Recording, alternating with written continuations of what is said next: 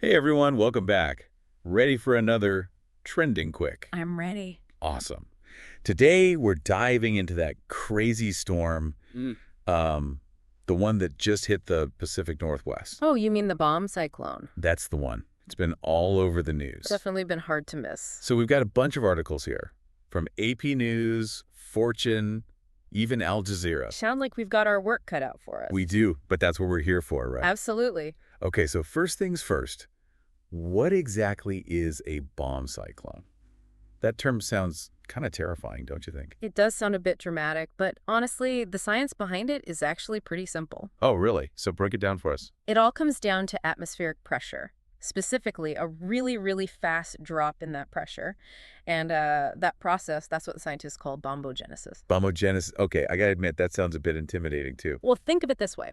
Imagine a storm system, and right at its center, the pressure is just plummeting, like super fast. Like a free fall. Exactly. And to officially call it a bomb cyclone, that pressure has to drop by at least 24 millibars, and it all happens within just 24 hours. Wow, that is fast. That makes me think of hurricanes, Yeah. with how quickly they can intensify. You're spot on. Now, hurricanes, those are tropical cyclones, but these bomb cyclones, they form in areas that aren't tropical. But that rapid intensification you mentioned, that's something they both have in common. And honestly, it's one of the main reasons why they can be so destructive. And speaking of destructive, this recent bomb cyclone, it hit right off the coast of Washington. Right off the coast, yep. And it's been affecting a huge area, not just Washington, Oregon too, and even parts of California. Absolutely. And the impacts. We're talking tons of rain, crazy strong winds, and a bunch of snow in the mountains. It's been a wild ride, that's for sure. It has. Some places got over a foot of rain.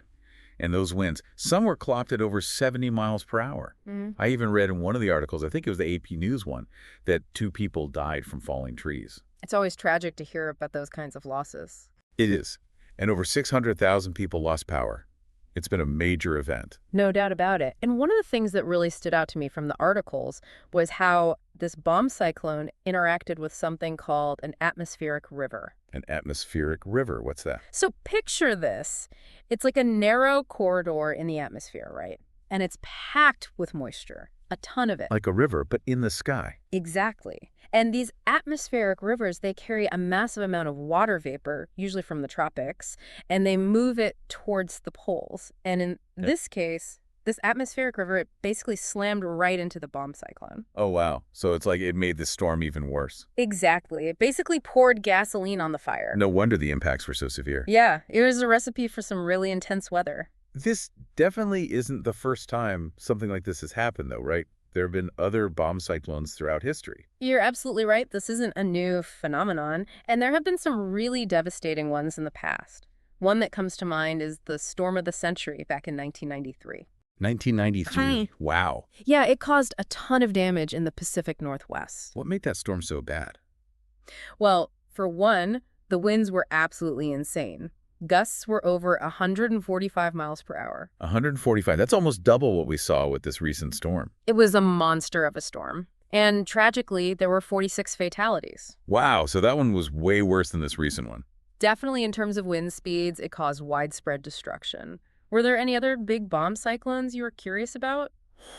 Well, I did read about another one. I think it was called the Cyclone. Ah, yes, the Cyclone, or it's sometimes called the Great Lakes Cyclone. I remember reading something about it setting some kind of record. It did. This one actually holds the record for the lowest non-tropical pressure ever recorded in the continental U.S. Wow, that's pretty significant. It was a major weather event, that's for sure. What were the impacts like for that one? Well, like most bomb cyclones, it brought damaging winds, tons of rain, really messed up travel, and of course, the usual power outages. So we've seen these things hit both coasts pretty hard. And it makes me wonder, with all the talk about climate change these days, is there a connection there? It's a good question, and it's one that scientists are definitely looking into. I know one of the articles, the one from Al Jazeera, mentioned that climate change could be a factor in how intense these storms are becoming. Right, I remember that. They talked about a study about hurricanes, right? Exactly. The study found that climate change is playing a role in making hurricanes stronger.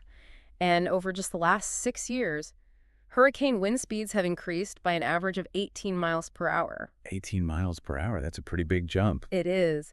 And while this particular study focused on hurricanes, it does make you think. It does. Could the same thing be happening with bomb cyclones? And even more broadly, it really highlights the potential for climate change to just make extreme weather events worse. That's a bit scary to think about. So just to recap, we've learned what a bomb cyclone is. We talked about the impacts of this recent one, and we even touched on some historical examples. And now we're starting to see how it all ties into this bigger conversation about climate change. It's fascinating how all these things connect, isn't it? It really is.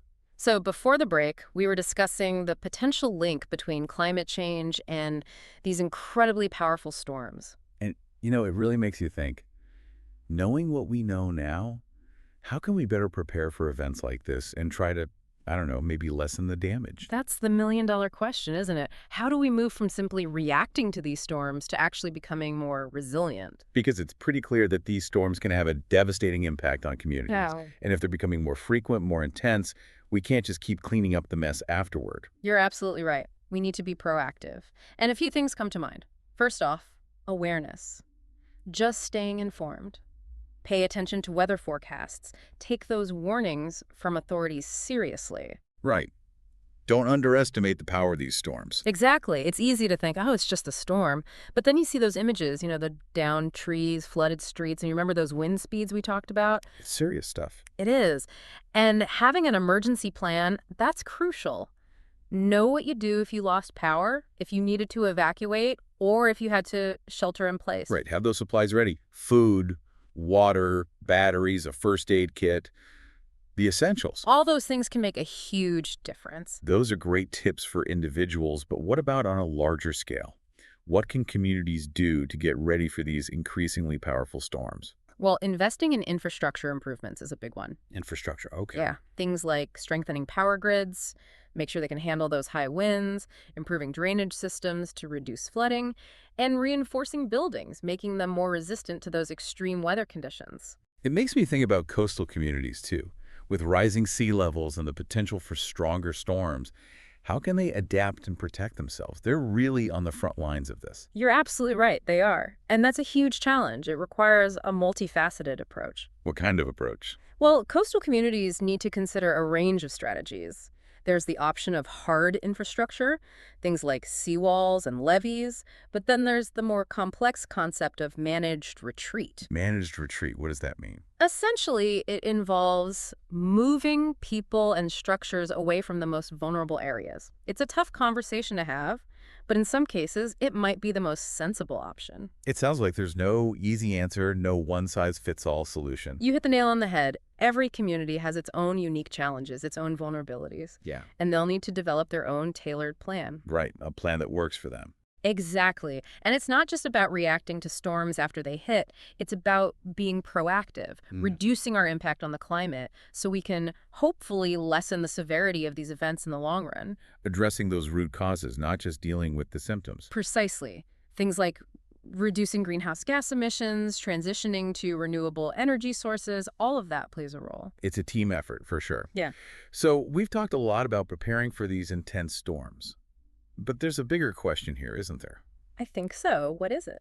Well, if these storms are becoming more frequent, what does that mean for our definition of normal weather? That's a really thought-provoking question. How do we redefine what normal even means in a world where extreme is becoming increasingly common? Exactly. And how do we prepare for that kind of future? Those are some really important questions to consider. Food for thought for everyone listening. So we were just talking about how we need to redefine what normal weather even means. Yeah, how do we wrap our heads around that with these extreme events happening more and more often? Right, and we were discussing what a climate-resilient community might actually look like. One that's ready to face these challenges head on. So let's dig into that a bit more.